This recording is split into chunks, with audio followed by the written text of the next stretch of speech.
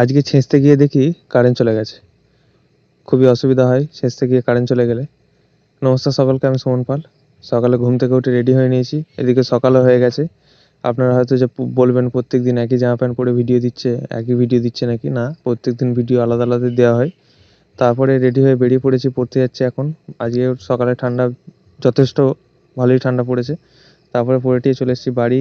বাড়ি এসে খাওয়া দাওয়া করে এখন ছেঁচতে যাবো। বাপি বলে রেখেছিল আগে থেকে ছেঁচতে যাওয়ার কথা, দিয়ে ছেঁচতে চলে এলাম। এই মাঠে চলে এসেছি। এদিকে আমাদের পাইপ চালানো হয়ে গেছে, পাইপ চালিয়ে বসেছিলাম, কারেন্ট নেই। তারপরে কারেন্ট এলো, ছেঁচেটি এখন বাড়ি যাচ্ছি। একটু বেলা হয়ে গেল বাড়ি আসতে। তারপরে চান খাওয়া করে শুয়েছিলাম, রেস্ট নিচ্ছিলাম। তারপরে এখন রেডি হচ্ছি, কারণ পড়তে যাব। এখন পড়া হয়ে গেল, পড়ে টিয়ে বাড়ি যাচ্ছি। আজকেও যথেষ্ট ঠান্ডা পড়েছে সন্ধ্যের দিকে।